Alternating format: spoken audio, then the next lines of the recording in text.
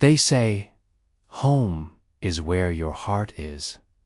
But what happens when your home rips your heart out and hands it to someone else? I'm Ryan, and this is how my family erased me and how I clawed my way back. I was 18, hauling a beat-up backpack up the porch steps of a house I thought was mine.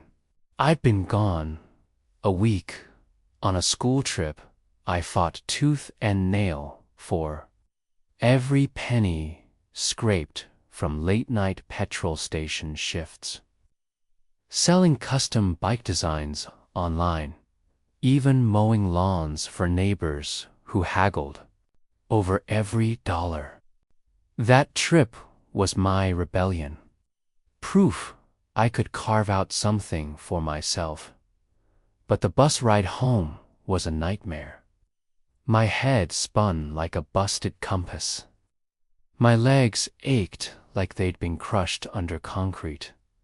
And all I craved was my bed. My bed. Worn. Out. Sagging. But mine, with that old blanket that smelled like childhood and pine. I'd even picked up gifts. A leather-bound journal for Mom, who always talked about sketching again. A cheap harmonica for Dad, who'd chuckle at the memory of his old band days. And for my brother, Oliver, a set of rare guitar picks I bartered for at a flea market. I pictured him grinning, maybe even saying, "Nice one, Ryan," without his usual eye roll.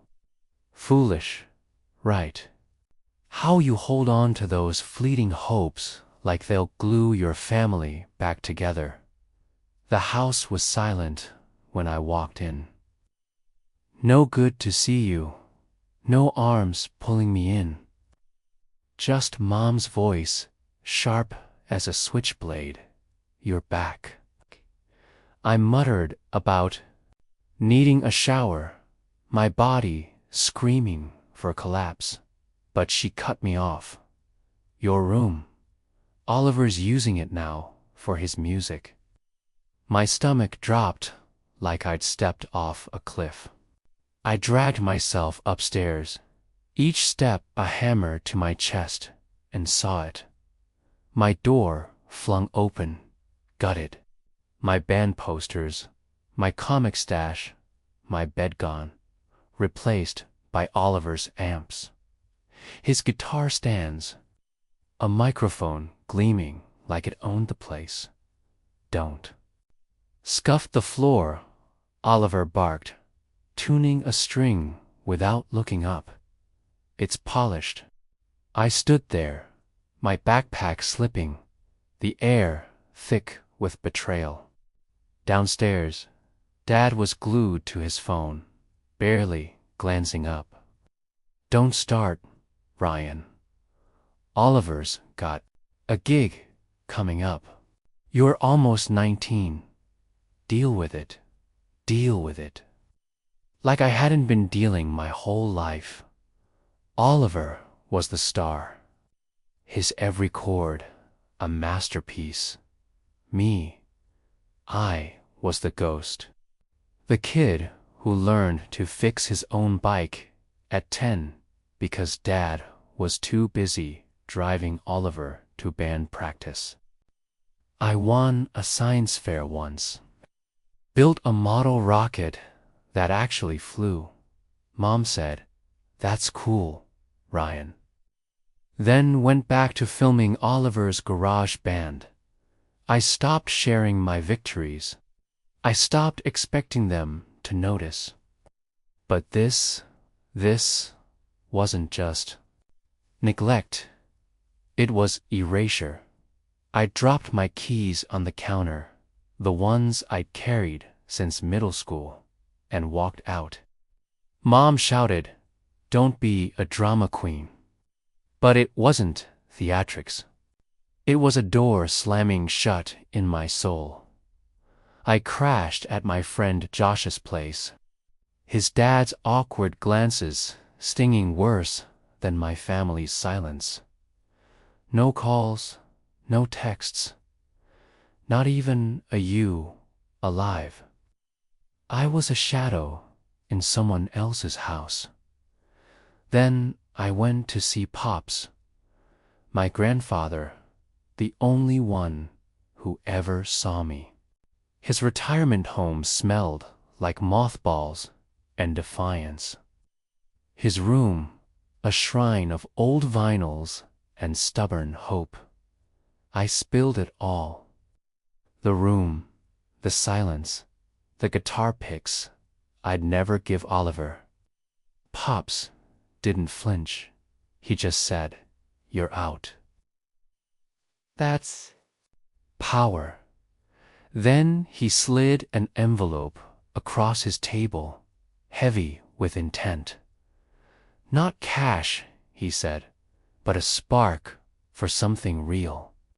Inside were bank papers, legal forms, a scrolled note in his shaky hand. I can't give you a house, but I can give you a fight. He'd been saving for me quietly while the world turned its back. I rented a shoebox apartment, slept on a thrift store sleeping bag, and felt freer than ever. Pops and I shared greasy burgers, swapped stories about his days as a boxer, and laughed at old westerns on his tiny TV. For the first time, I felt anchored in till the knock came. 3 hard thuds like a judge's gavel. Mom and Dad stood there, her lipstick too sharp, his fists too clenched. "We know what you pulled," Dad growled, waving a legal notice like a blade. "You and your pops stole his savings." My laugh cracked. Like glass, he gave it to me. He planned it. Mom's eyes narrowed. "We're suing you, Ryan. Elder fraud." The ground shook. They weren't just stealing my space. They were trying to bury my future. Their lawsuit was a house of cards.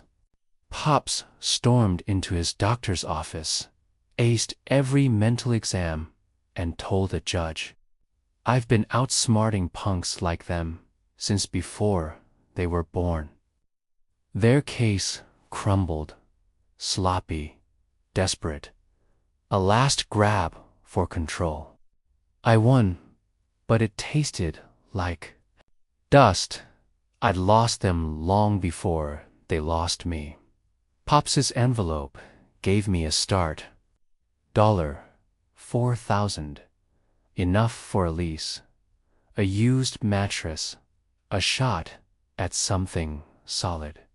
I'm still building, still learning what home means when it's not walls, but a fire you keep burning inside. I thought family was blood, a promise. But sometimes, family is the cage you have to break. If you're out there feeling like you don't exist, hear this: you're not invisible.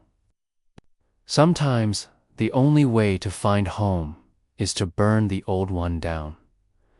If Ryan's story resonated with you, let us know in the comments below.